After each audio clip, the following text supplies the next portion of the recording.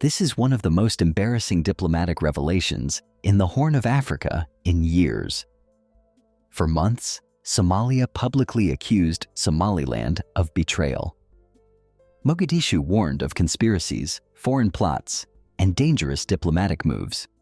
Somaliland was painted as reckless, destabilizing, and irresponsible for engaging international partners. What we now know exposes a deep contradiction. Newly revealed lobbying records show that Somalia itself quietly approached U.S. and Israeli officials. The outreach explored possible engagement connected to the Abraham Accords. This was not driven by ideology or a long-term vision. It was a tactical move. The goal was straightforward: block Somaliland's growing path toward recognition. While condemning Somaliland publicly, Somalia was privately signaling that it could consider normalizing relations with Israel if Somaliland's momentum was frozen. That fact is now on record. This is not about diplomacy being secret. This is about diplomacy being inconsistent. In international politics, secrecy is normal. What destroys credibility is saying one thing publicly while pursuing the opposite behind closed doors. Somaliland was criticized for acting openly, yet Somalia attempted the same geopolitical strategy quietly, without public discussion or domestic consensus. That difference matters. Somaliland has pursued recognition in a consistent and transparent way. It has communicated openly with partners, presented its case steadily, and behaved like a functioning state long before being formally recognized. Its position has not shifted based on pressure or panic.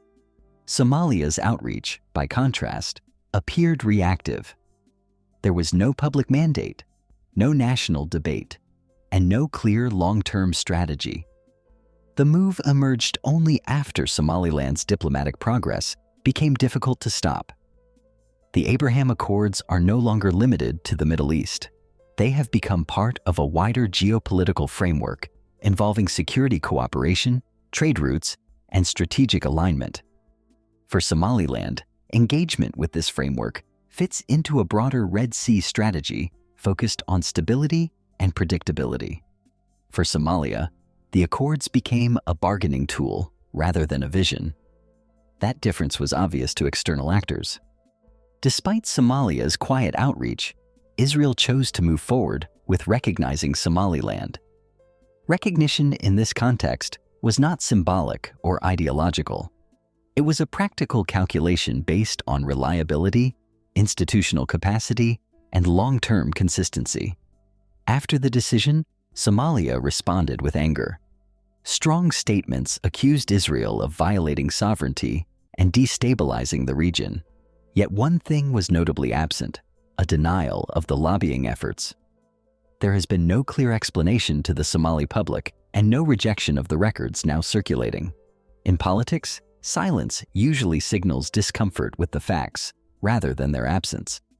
This episode points to a broader shift in how the Horn of Africa is being evaluated internationally. Legal formulas are increasingly giving way to political reality. Recognition is becoming less theoretical and more transactional, shaped by behavior rather than declarations. Somaliland presents itself as a predictable and stable actor.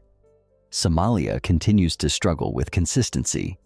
Somaliland did not rush, threaten, or escalate. It stayed patient and steady, while others reacted under pressure. That is how credibility is built in international politics. The uncomfortable truth for Mogadishu is simple. You cannot publicly condemn a strategy while privately attempting the same one.